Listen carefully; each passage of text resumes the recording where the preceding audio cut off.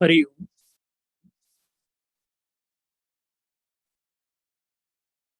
we had a brilliant exposition by Pradeep ji.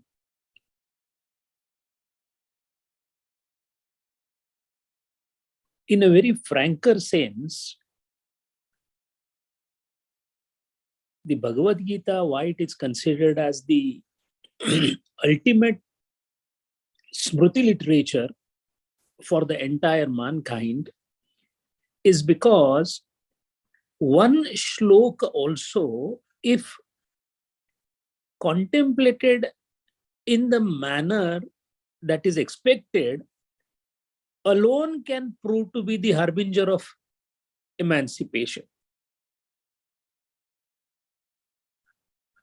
In the commentary of these two shloka, Gurudev has given a lot of giggles, a lot of jokes. And mind well, when Gurudeva laughs, it is the most serious thing that we should note.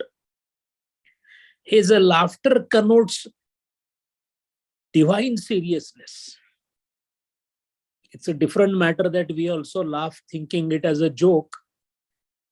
But the depth from which that sarcasm, that joke is coming, should compel us to think about it. Each word, each pada, forcing us, compelling us to think.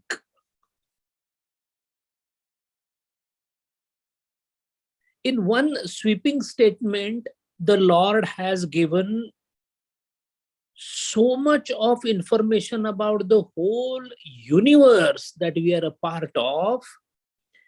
All our fundamental questions are answered in the one shloka itself.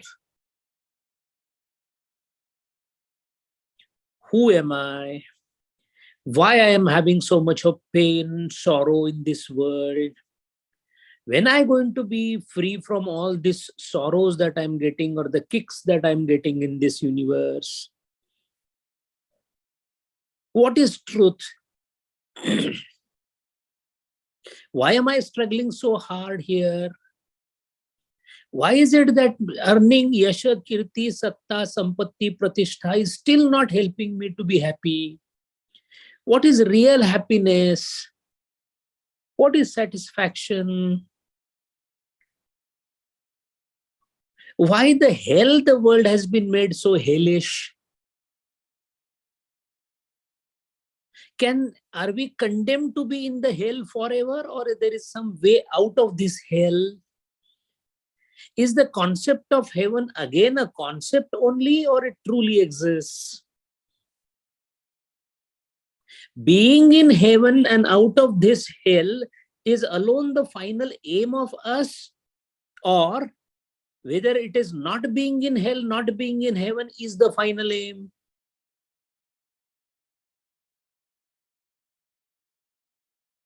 So many questions galore in our mind, some time or the other, in those rare moments of contemplation, mainly the frustration.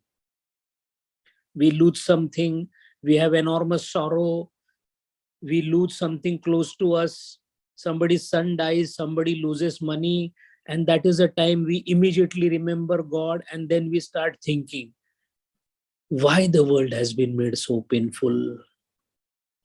You are confronted with a very serious issue in your life, and then you say, God, can you help change whatever is happening with me? I'm not able to withstand the pressure of the pain or the torture that I'm going through. Can you help me? In the same breath, our other part of our mind asks a question, whom are you asking for the help? Does he really exist? Are you condemned to suffer? If you are not condemned to suffer, can anybody help you to reduce your sufferings? If that someone who's is going likely to help you is named as God, then where is he residing?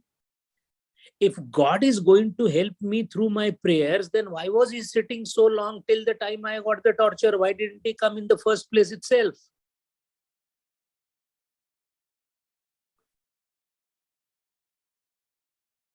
These are our routine questions. Why my family is having so much of problem? Look at that family. That fellow is so dumb, but he's got a good job. My daughter is so intelligent. She's still suffering. Even me, myself, I'm so intelligent. I should have been given a very senior position and a lot of wealth and all that. But look at that guy sitting at my top. He knows nothing, yet he's enjoying. What kind of God is this? Discriminatory, prejudiced person. One mind will say this. Again, the same mind says that, no, no, no, God is omnipotent, omniscient. He's Krishna, Rudra, Vishnu, Narayana. I must pray to him. Why? Because praying helps. In the mind also, I know I have prayed so many times, but it has not helped. Still, I feel it may help. All kind of contradictions in the thought processes, they always galore and occupy the whole of our thinking. All these questions, if one wants sincerely to be answered, then one shloka that is under consideration is enough, amplified with absolute pristine thoughts coming from Gurudeva in the commentary. No one except the God as he was could say it from that bottom of realization as commentary on this particular shloka in such a lucid and simple manner that it is mixed with all kinds of jokes, and it is so slippery that it may just slip out of our hands. Come to think of it, Gurudeva's commentary is a wonderful entertainment for about 20 minutes. Come to think of it, it is the philosophy of the life forever. Depends on who is where and who is listening in what manner. Lord says, Daivihi Esham. The first declaration itself is mind-boggling. Daivihi Esham. Divine indeed is this. Now, Lord is sitting up there in his splendid form and telling Arjuna, this Esham. Why? Because Etan is going to come later. Again, this is the beauty of Sanskrit language. Esham and Etan. Esham is used when you're close. Eshaha, saha, saha, distant. Eshaha, close. Meaning, Esha, this Maya, this jugglery, this treacherous lady, this beautiful lady, this Shakti, this Chandalini, call it whatever you want to call it that way. Because if she is not there, you are not trapped. But mind well, if she is not there, you will not be saved. So is she good for you or is she bad for you? Nothing can be certainly said. Sata sat vilakshan anirvachniya. She creates desire, desire creates vasana, you get trapped, you get multiple births, you keep doing karma, you keep expecting phalam, all that she does. What a bad lady she is. But she gives you desire for Lord, you start praying for the Lord, you start really meditating on the Lord, that itself takes you closer to the Lord. What a beautiful lady and a good pious lady she is.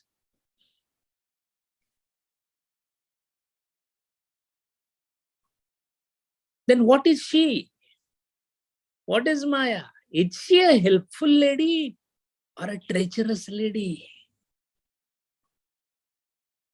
On one hand, she pulls me into whatever she creates because she creates beautifully. Every creation of her is so beautiful, yet it is the beautiful creation that traps me.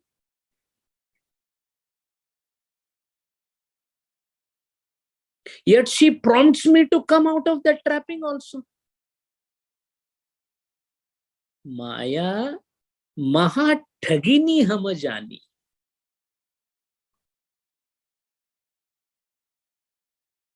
तिरगुन फासे लिए कर डोले. with the help of her three obedient servants, from which she is made up of three gunas. Maya, guna word has many meanings. One of them is a rope. Sankhya Tattvajnan takes the meaning of guna as a rope. Three ropes tied together, intertwined together, compel her to exist. Tirguna fase liye kar dole, bole madhuri bani, maya maha thagini hum jani. Kabir Maharaj says, I have understood her. We haven't understood her. Kabir Maharaj has understood her. Maya maha thagini hum jani.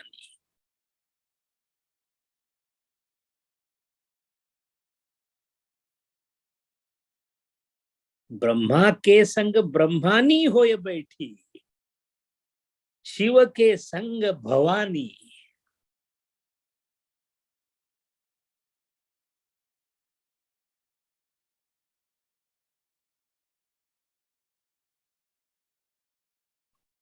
पंडा के संग तीर्थ होए बैठी, तीर्थ में भई पानी, माया महा ठगिनी हम जानी.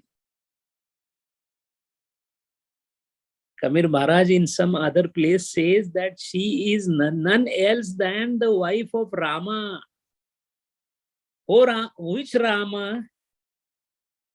The Nirguna Niranjana Nirakara Rama, the Brahma.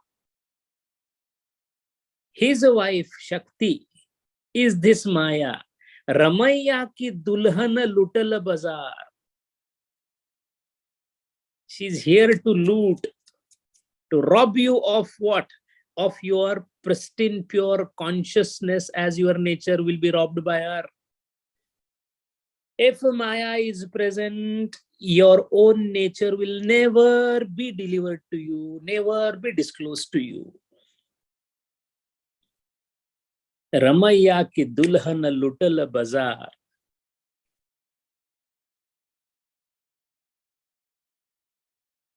Brahma loote, Shivaji loote, तीन लोक मच हाहाकार, रमैया की दुल्हन लुटल बाजार. And Kabir Maharaj says, हम तो बच गए साहिब कृपा से, इस ठगिनी से हो गए पार. That Maya is Esham, Daivi hi Esham. So the first thing is Daivi hi. He indicates what? That is the culprit. Daivi hi Esham. This Maya is Arjuna, the problem, the culprit. Daivi hi Esham. But Daivi means, because there is one more word coming there, Mama. Mama Maya and Daivihi Esham. Why two words are used? Mama hi Esham Gunamayi Mama Maya. That could have been the shloka. It is not. Daivihi Esham Mama Maya. Once the word used is Daivi, once it's used Maya. Mama. This reflects back to the Sankhya Tattvajnan, from where the Triguna theory has been expounded in a most beautiful form, which says that which is without birth, anadi,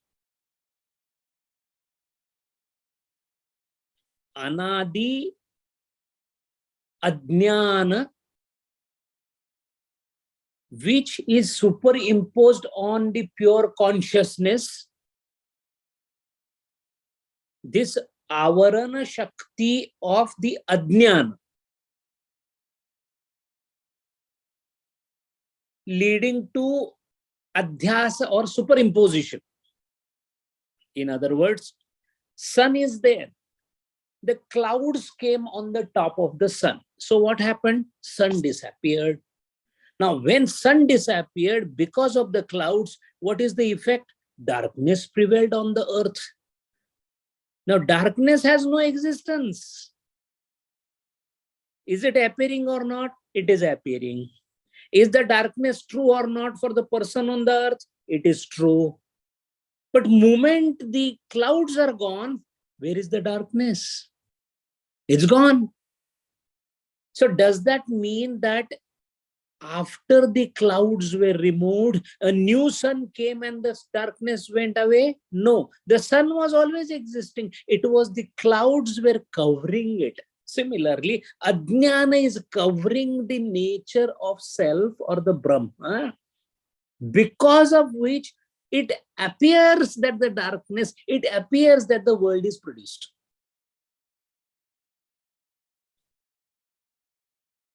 But the darkness is so real. The world is so real. We are having satsanga today. Somebody's talking, somebody's listening. All adhyas. How can you say it is adhyas? Actually, I heard the satsang. There is a person called Dr. Jadhav. He walks, talks, works in so-and-so company. Pradeep ji works in so-and-so company. How all this can be false? This is too much. It is not too much, sir. You know too little. It is not too much. You know too little. Why too little? Because you are Jiva. And Jiva is what? Santa, limited. What will happen if Jiva becomes unlimited in knowing? You will become Ishvara. So that which doesn't have a limit, but yet appears on the Brahma. So it also has no reality.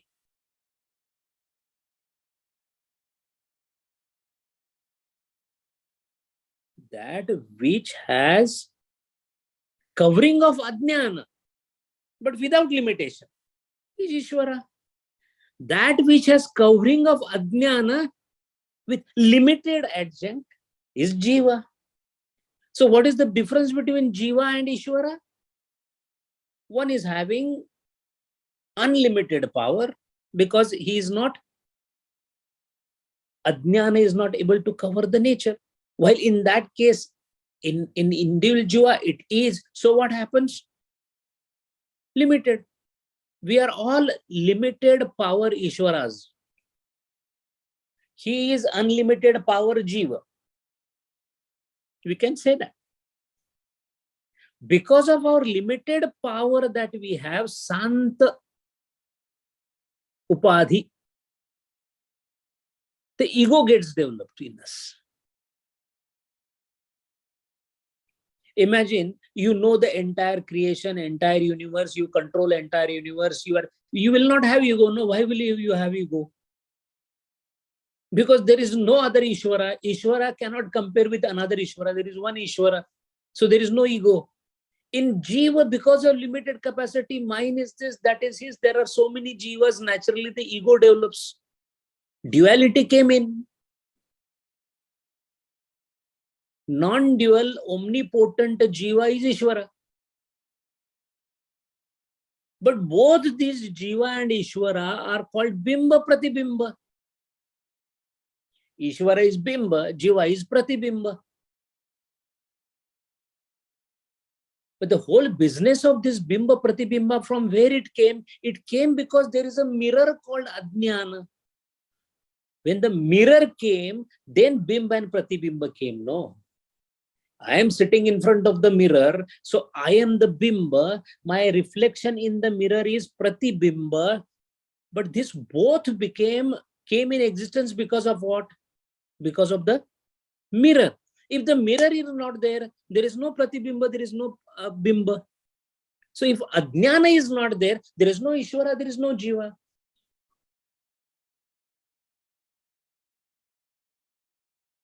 Then who is the one who is observing the Bimba and the Pratibimba and the mirror? All the three, somebody must be observing. That one who is observing is called witness or Sakshi.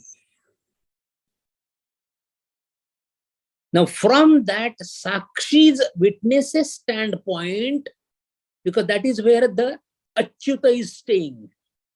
Bimba Pratibimba is Achyuta Avastha. He is Achyuta. Lord Krishna is Achyuta. So he is there at witness stage. From witness stage, he is talking Daivihi Esham.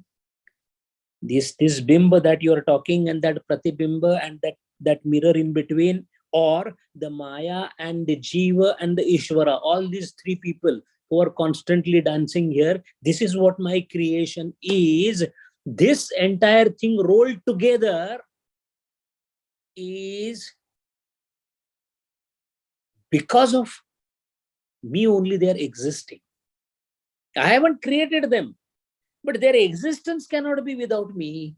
So Daivihi Esham, it is divine in nature. Don't try to think that Maya is created by somebody other than me. No. Because the basic dictum is nothing can be created, destroyed, everything, everything is because of me. In what way my relation is there with this particular creation? Matter of discussion. All I can say is that child is mine. I am the father. No, but I never saw him staying together with you. He's never with you. He's always there. Those are different aspects that I will explain later. Fact is, the child has been begetted by me. But I never saw you doing the creation. You were never married. How can the child be yours? That I will explain you later, because that is superimposition, Adhyasa Bhashya, Brahma Sutra. That is a different thing. Remember the Maya, the Jiva, the Ajnana. So when the Bimba, the face, the Bimba is covered by, is perceived. When you sit in front of the mirror, you perceive yourself first, right? And yourself is then perceived as reflection inside. So when you perceive yourself, it is Ishvara. When perceived as reflection, it is Jiva. So Daivihi Esham means this particular Maya, I am the witness. That is why here the word used is Daivihi Esham. Gunamayi. Simultaneously, in one word, Lord has told the nature of Maya. It is made up of three gunas. Gunamayi. Three gunas. That means nothing in this world will exist other than three gunas. As simple as that. No, but I am called so and so. My color of the skin is like this. And that stone is not moving. The water is flowing. I am dancing. I keep thinking. Whatever you may do, sir, it will have only three qualities. That's it. Nothing in this world happens, happened, or will happen other than three qualities and their exposition, Sattva Rajatam.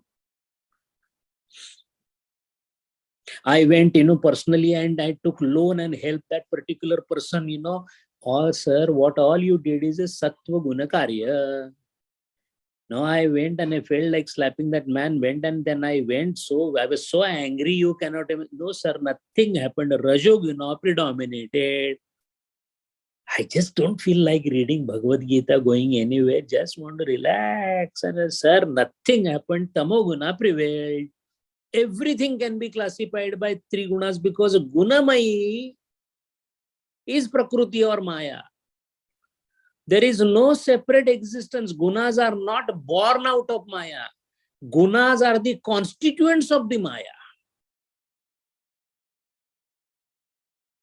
And this Maya, she's so captivating that it's like a small child in a huge fair. He is lost. He doesn't know where to go, where are the parents and all that. Because all around you see is just entangling and enchanting experiences. Daivi Esha Gunamayi Mama Maya. Now Mama, here the Mama is not that as Daivi. Daivi is witness, Sakshi Bhuta. Mama is Ishvara.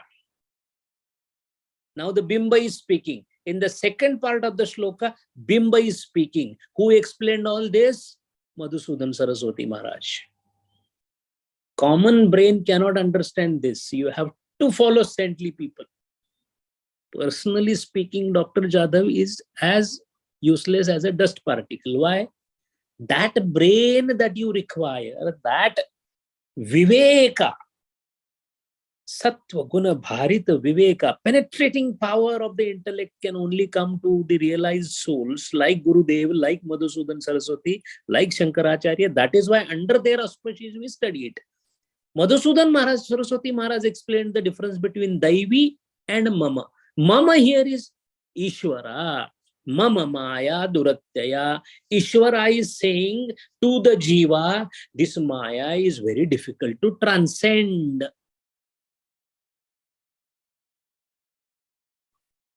Difficult to cross over.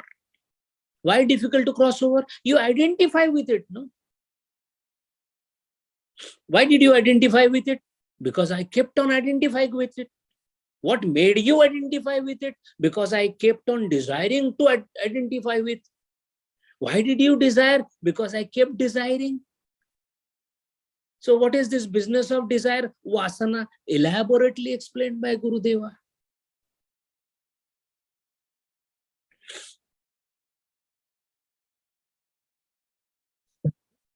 Are beautifully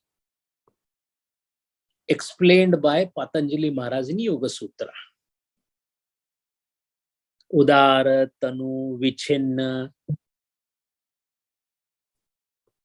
What does that all mean? It all means vasanas are there of umpteen number of years, fully packed and compressed into billions of vasanas. Sharira. Small part has been expressed in this birth, in which I became a doctor and I became this and I became that. And I thought I have conquered the world, but that is small expression of vasana. Those vasanas are still expressing themselves. Which one will express depends upon which one is in urgency.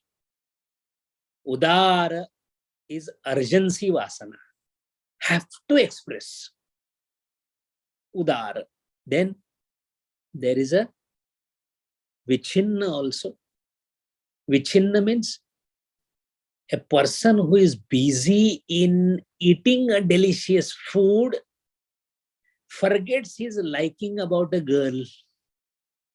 He likes girl also, but right now he is enjoying the food. When he is enjoying the girl, he will be forgetting the food. That means expressed vasana does not mean that is the only vasana. Expressed vasana suppresses the other vasana which is waiting in the wing to come on the stage. Vichinna vasana. But the one who is doing tapasya, he tries to deliberately act against the mind's inclination of that vasana. Once you try to control your mind, the vasana becomes weak, attenuated. That is called tanukaran of vasana. Attenuation. Sunday morning, I feel like going to this Ravana Bhavan. Instead, I decided to read Bhagavad Gita. What happened? Not reading Bhagavad Gita is important. You have conquered the inclination, vasana of going to Ravana Bhavan. This is called Tanukarana.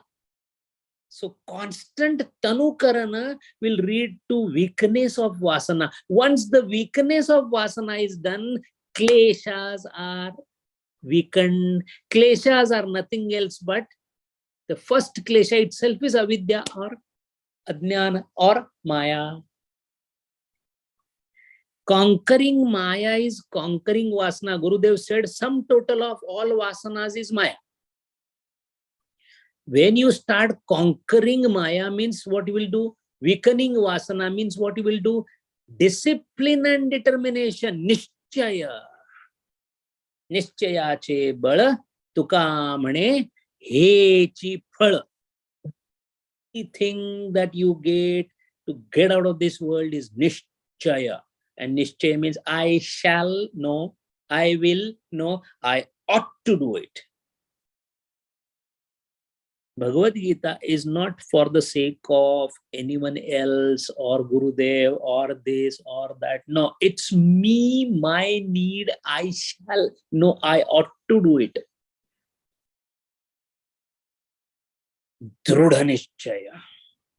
It requires enormous amount of power and determination to overcome the vasana by doing precisely what is told to be done, not to be done as per the wish and will of the mind, which 99.99% of the time we follow the mind.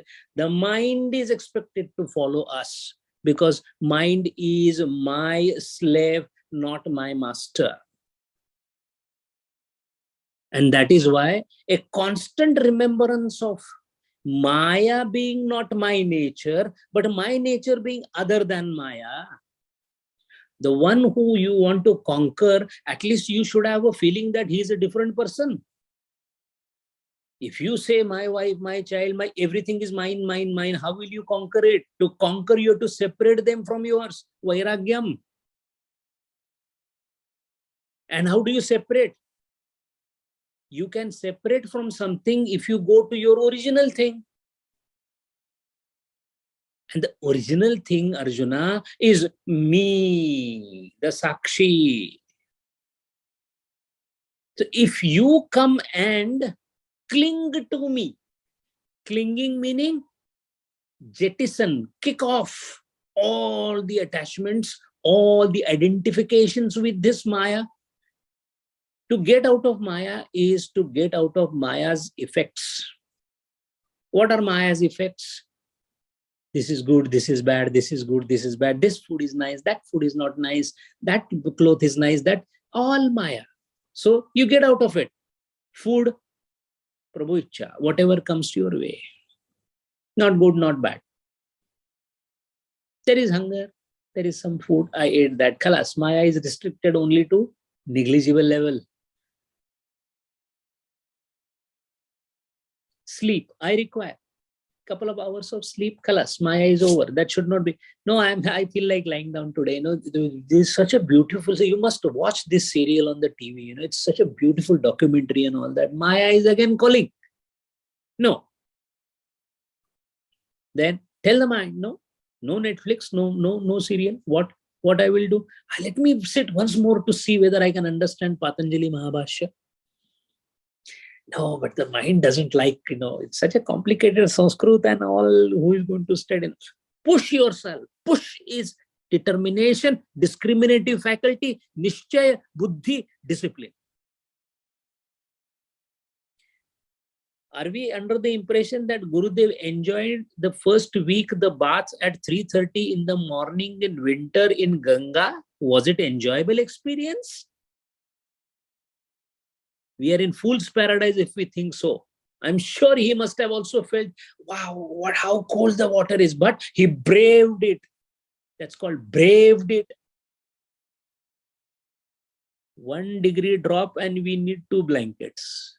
What kind of Maya you will transgress?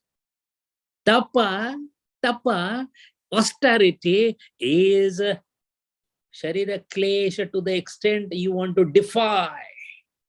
Even he was almost unconscious, the poor Maharaj kept on walking in the snow. Why? His body is towards the Lord. Determination. Such a determination is mameva ye prapadyante mayam etam, not esham now. Daivihi esham, when I was there as a witness, she, but now mayam etam, eta, the effect is now being referred of the Maya. Cause as Maya is referred in esham, effect as Maya is referred in mayam etam tarantite. First thing what Lord has said, durattaya, difficult. So what does it mean? It is saying that, look, you are not appearing for 10th standard or 9th standard. It is an examination of IIT entrance. What does the boy do? Oh, I have to study hard. Hard because it's a tough examination. When you say it is tough examination, you're declaring that it is not as easy as what you're doing day-to-day activity. That means Adhyatma is going to be a difficult exercise. Let it be very clear. Why duratyayam? But is it an impossible exercise? No. Tarantite. It is possible. So both things are simultaneously declared. For us, it is going to be difficult to cross over. However, we can cross over. The gist of these two statements is we must try very, very hard and sincerely. Without sincerity, it is just a waste of time. There is an idle boy sitting in the home doing nothing. He's not working, he's not earning money, he's not doing his kartavya, he's sitting in the home. And the mother takes happiness in the fact that, he's not going out and murdering somebody, at least he's keeping quiet. Relative pleasure. So similarly, when we do Gita or anything without implementing acharyati, no achar on that part, it is like saying that, hey, at least good 2 hours, he's not trying to teach somebody or trying to find out fault in somebody because he's studying Gita. This is a negative connotation of study of Adhyatma. It is positive connotation is implemented here in the shloka. That is the reason why in the next shloka, those who do not do this, na mam, Arjuna, na mam, dushkrutino, evildoers. What is evildoers? You can do an act in 2 ways. One, getting entrapped in Maya or getting out of Maya. Anybody who does an act to get out of Maya, sukrutino. Sukruti, you acted in a better way. How do you know that? Any act that doesn't involve you yourself as the center is sukrutino. I am earning money. I am earning itself means dushkrutino.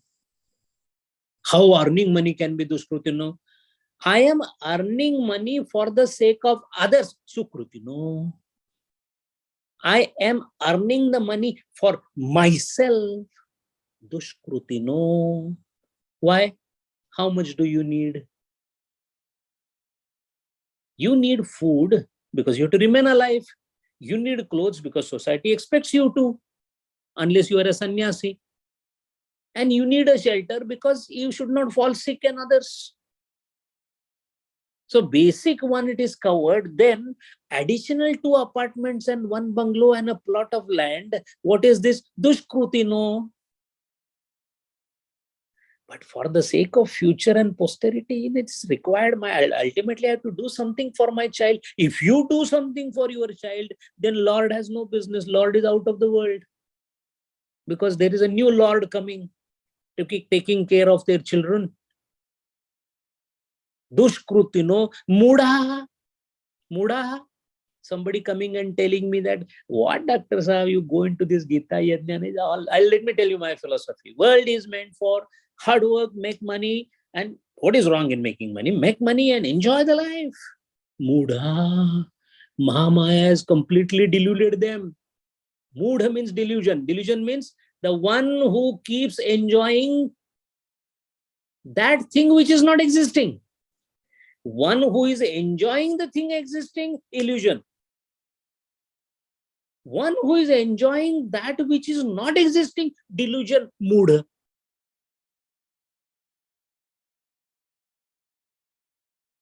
They are naradhama, lowest of the mortals. Those who have the capacity to realize the Lord, if they don't do anything, they are called adhama. Those who do not have capacity to Lord, that is why pranis are not adhama. They are in Tiryak Yoni, but they are not adhama. Nara adhama. Nara adhama, you have the capacity as a Nara to become Narayana, which you are not trying. So, Naradhamaha Mayaya Apavrita Jnanam. This is the beauty of the Maya. Jnanam also she gives. Takes away the Jnanam, Apohanam also she does. What is the nature of this Maya? Is she the one who helps me? Yes. Is she the one who destroys me? Yes. Is she the one who has trapped me? Yes. Is she the one who takes me out of the trap? Yes. That is why she is called Maya. Maya means in Sanskrit, jugglery. She is the juggler of the world. Yantra rudhani mayaya. It has been set into the motion now. So nature of hers to be understood and her help to be taken to get out of her. To which Ramakrishna Paramahamsa Thakurda said, if you got a pain because of a broken thorn, take another thorn, remove this thorn and throw both the thorns. Take the help of the Maya in the form of Shravana Manana Nididhyasana, Grantha, Bhagavad Gita, all this is Maya.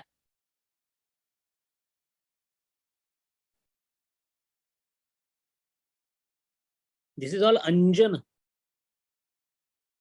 Ram Niranjana.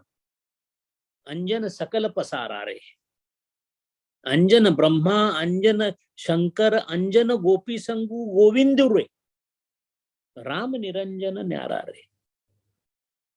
Mayaya Apavruta Jnana, the one who has lost the discriminative capacity because of the Maya. Asuram, anybody who enjoys the Maya and inculcates the qualities required to enjoy the Maya is Asura.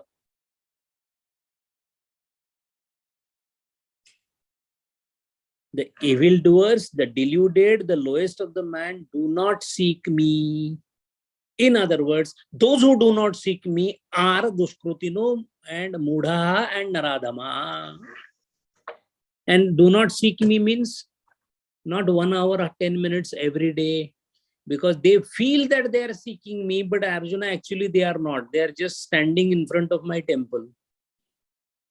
Having the most polished and beautiful golden murti doesn't mean they propitiate me. Even if you don't have, or a broken murti also you have, still you can propitiate me, provided you knows how to propitiate me, how to do prapadyata. Prapadyata in Ramanujacharya Jasri Sampradaya is considered to be the only and the highest way of reaching the Lord. It's a different philosophy altogether. But prapadyata, in fact, there is a difference made between Sharanagati and prapadyata. Sharanagati and prapadyata, again, there is a difference in it. But to reach to that level is not easy unless the pash of the Maya is reduced. That is why pash of the Maya, the way you are attached to the Maya is through the bondage of Vasana. Vasana is the rope that ties us to the Maya. As you keep cutting the Vasanas, the Maya becomes loose, Tanukarana. And when the Tanukarana is more and more and more and more, then the Dhyanam starts becoming mature more and more and more. Today, what we are trying to do with all the ropes of Vasana still intact, we are trying to sit in the meditation saying that, Gurudev said only for 5 minutes. Even if you sit that, sir, you will not be able to do it. How can you be freed when you are completely tied up with the ropes and you say that for 5 minutes think that you are free? You think you cannot, because it's all tied up. First do what? First cut those vasanas. Tanukarana you do, automatically you will feel that why 5? I am able to sit in 10, 15 minutes also. Process has to be followed step by step. All this in just 2 shlokas Bhagavad Gita Mata has told us. So much to take away and so much to read from the seriousness of the laughter that Gurudev gives in this video. Hari Om.